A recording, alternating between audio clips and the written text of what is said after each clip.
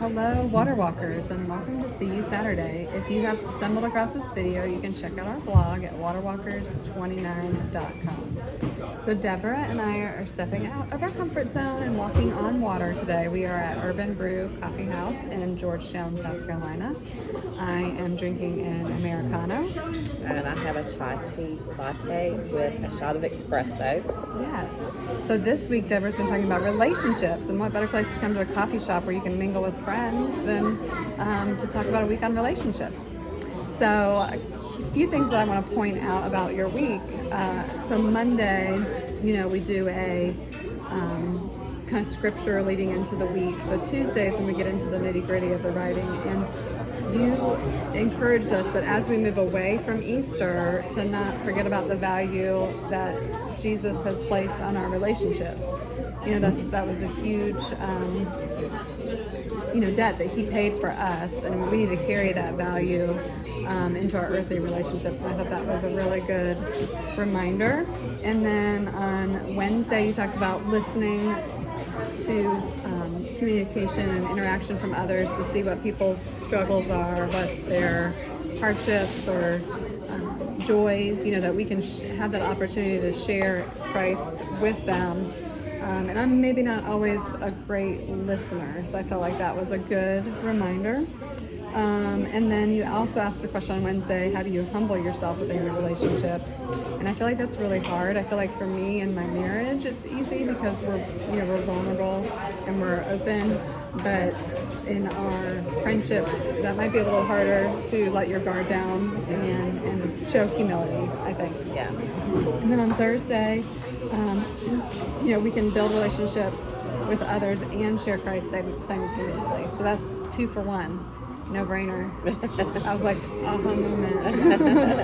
And then on Friday, Deborah shared her devotion that she shared with Proverbs 31 Ministries back in May of 2019.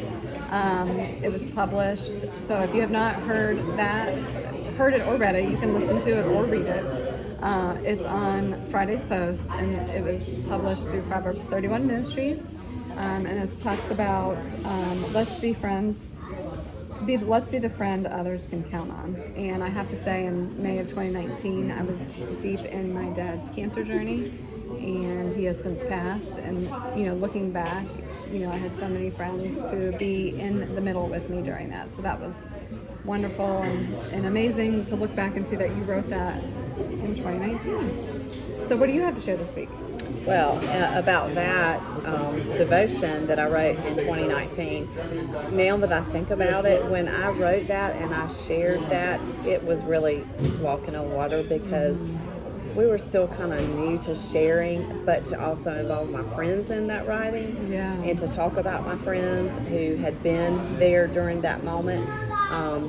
That was really kind of a little bit scary for me to do, and then for it to get published, that was just kind of an affirmation of knowing that I did the right thing. In fact, by the way, I got notification that it was going to be published while I was at Disney World. It's such a vivid memory. I just remember exactly where I was standing and what I was doing when I got that email. But anyway, that was a little side note.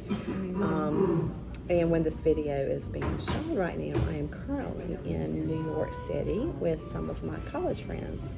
And I just feel so blessed to have so many different circles of friends that I can share Christ with. But these are friends that I've had for like almost 30 years. And it's been great to see how we have grown closer to each other and how our faith has grown as we share each other's ups and downs and struggles and such. But when I wrote this, for this week, I knew that what I wanted to talk about today was something that I read a while back, is to ask your friends, or for your friends to think about, filling in the blank. I am the friend who, what? So what do your friends think or say about you? So I'll go first so you can think about it. So, because I've had time to think about it. When I think about it, I would say I am the friend who has a story for everything. Oh, yes. and that has come about because I moved a lot over my childhood and early adulthood. And I think because I wasn't from those areas, I made connections to things that happened, and I just collected those stories and made great memories, and it's fun to connect to other people through my stories. Yes. Yes. But now in recent years, I feel like I am a friend who prays because I have a lot of She is. Good friends who will text and ask me to pray about something. And years ago, I felt kind of burdened about that. But now I feel like it's such a blessing. Yeah. And I've learned to, like, if it's something specific or specific time, I'll set an alarm so that I will remember, to pray at that exact moment about an appointment or an interview or whatever. So anyway, that's me. How about you? So, probably since 2019, I've started running, and I did that through the Run for God ministry. You get the Run for God shirt with the stick figure. It's a way for people to encourage to ask you, what is Run for God? Which now they've partnered with Upward Running, so it's Upward Running. But we did Run for God ministry at church, and we invited the community in, and so it's been a really good way for me to minister to others. I've been in Walmart before, and someone said, "You're that girl that runs in my neighborhood." Yeah. So, it gives opportunity to share Christ with others. And when we go to the races, try to wear the Run for God shirt so people ask, what is up? And then it's an opportunity you might meet somebody else that's in Run for God program. So that's cool too. So that's Very cool. very cool. Yeah. Yeah. So, as Julie said, we are in a public place talking with you today, which is way outside of our comfort zone. But we are trying to step outside of our boxes and walk on water like we asked you to do. So now, let's go walk on water.